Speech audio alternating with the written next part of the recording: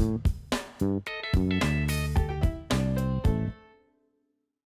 this video we're going to be looking at how to change a cue tip. The first thing to establish is when the tip needs changing. If a tip has been well used, then it should be fairly obvious to the eye that the tip is getting quite thin and it isn't cushioning the impact as you'd like. This might just be something you can see, or quite often it's just that the impact doesn't feel quite right anymore.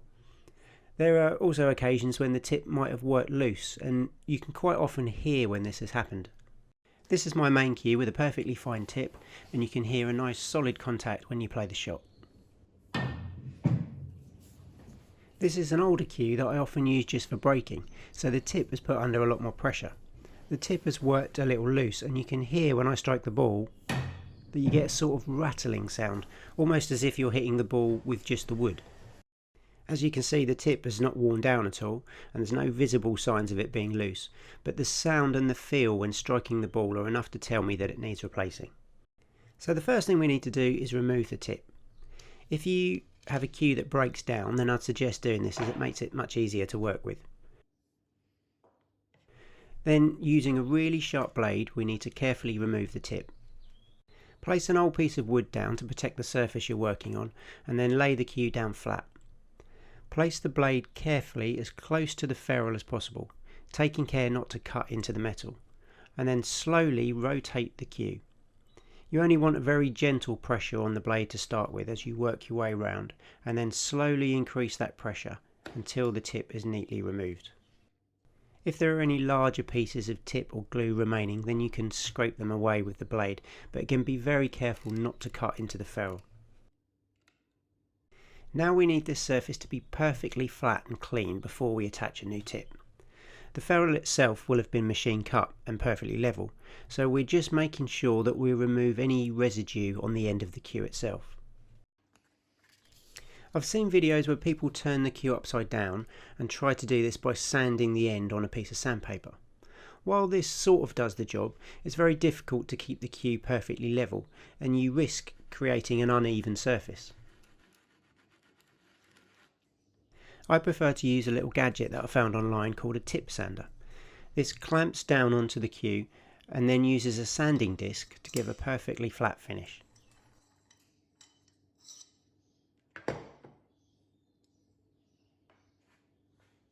So you carefully slot the cue into here and then tighten the clamp. Make sure you don't over tighten and mark the shaft of the cue. Once in place, then you slot the disc into the top and give it a few turns. This then gives you a perfectly smooth and level surface to attach the tip to.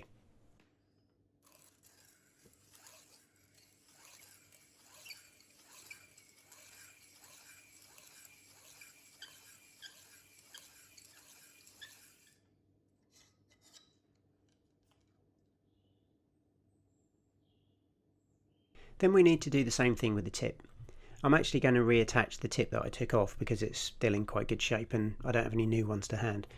The tip has some glue residue on the bottom which needs to be removed before gluing.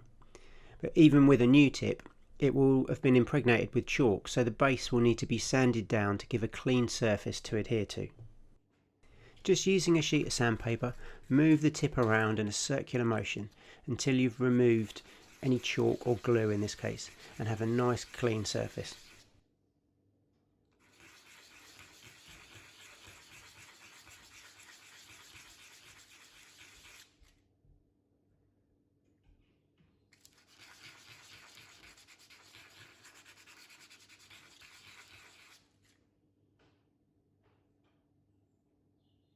Before I do any gluing, I like to place a little bit of tape around the ferrule just to protect it from any glue that might spill out.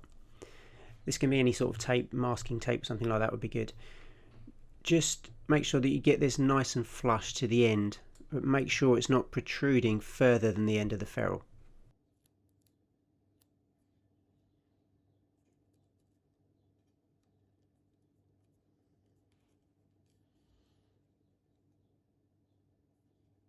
Once this is done, then we're ready to glue the tip.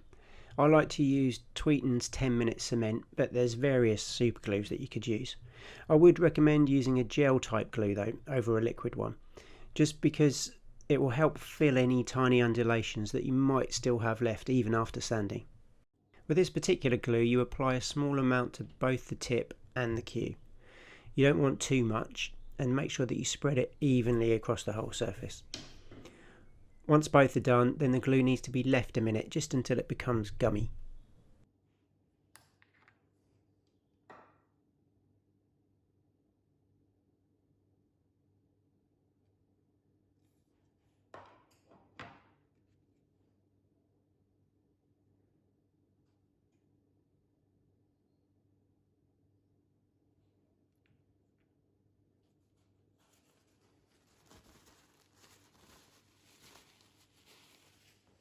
Then we're ready to glue the tip to the cue. This is quite fiddly, so take your time getting this right. You want the tip to be as centered to the cue as possible, so make sure you spin the cue as you go, making sure that it's lined up from all sides. When fitting a brand new tip, you would usually have a tip that's fractionally larger than the cue, and then trim off the excess afterwards. So this gives you a little bit of room to play with when you're lining it up. Once in place, then we need to apply pressure whilst the glue sets. The easiest way to do this is with the aid of a Q-tip clamp. There's various models and designs out there, but this is quite a common one, which is quite easy to use. Carefully slide the cue inside, taking care not to dislodge the tip, and then you need to pull down on the clamp, applying pressure to the top of the tip. You might get a tiny bit of sideways movement here, so make sure that you go around and check everything is still straight.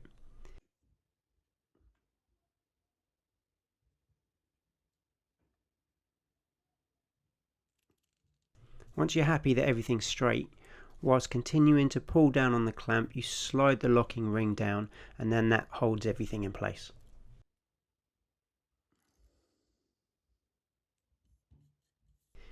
If you're applying enough pressure, then you'll probably get a small amount of glue seeping out the sides, so it's easier just to wipe this away now as well.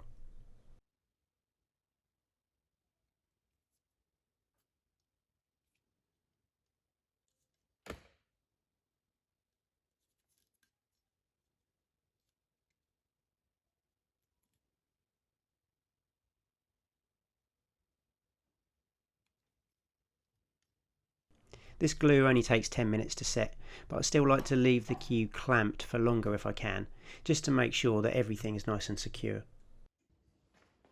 Once everything is secure, then we can remove the clamp.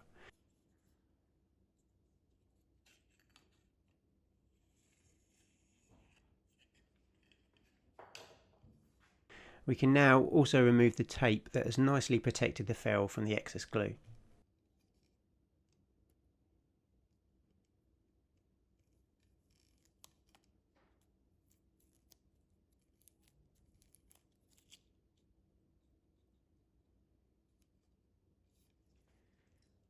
Now, as I said, usually a new tip would be a fraction bigger than the cue, so we need to remove any excess. I don't have a lot to remove here, but I'll show you the process anyway. Place the cue upside down onto a cutting surface and put some pressure on it so that the tip is not pulled away from the cue. Then very carefully with the blade, cut down, working your way around the cue so that the tip is nice and flush to the ferrule. Be careful here not to scratch the ferrule, and also don't push too hard into the cuts. It's best to push down and saw forward a little at the same time so that you don't pull the fibres apart in the tip.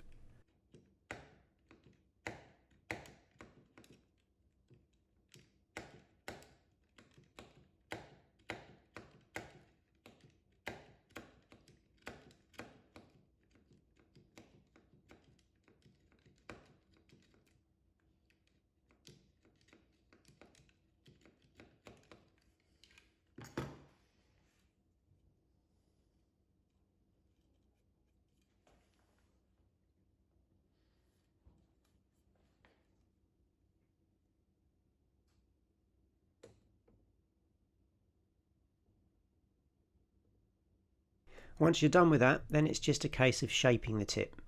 The easiest way to do this is to use a tip shaper, which is just a domed piece of plastic with a thin strip of sandpaper in it. The shape of the tip is quite a personal thing to most players, but you're just trying to get a nice dome shape so the tip's not too flat. Be sure to move from the centre down as you go so that you're not pulling the tip up and away from the cue. And turn the cue as you go, working your way round so that everything is nice and even all the way around the tip. Take your time with this. It takes a while to get it to the desired shape, particularly if it's a new tip and it was quite square to start with. Finally, once you're happy with the shape of the tip, then don't forget to add some chalk.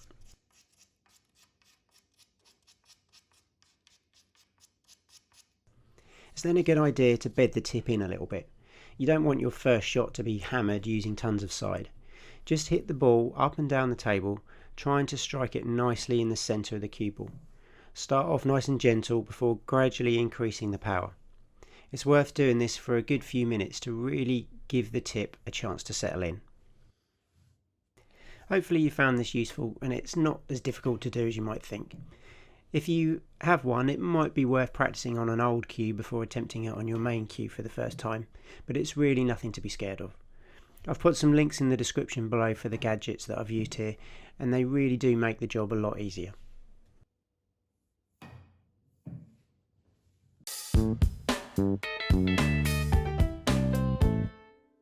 If you want to see more practice routines and pool tutorials, then please remember to subscribe. And if you're interested in any of the equipment I use in this video, then there are links in the description below.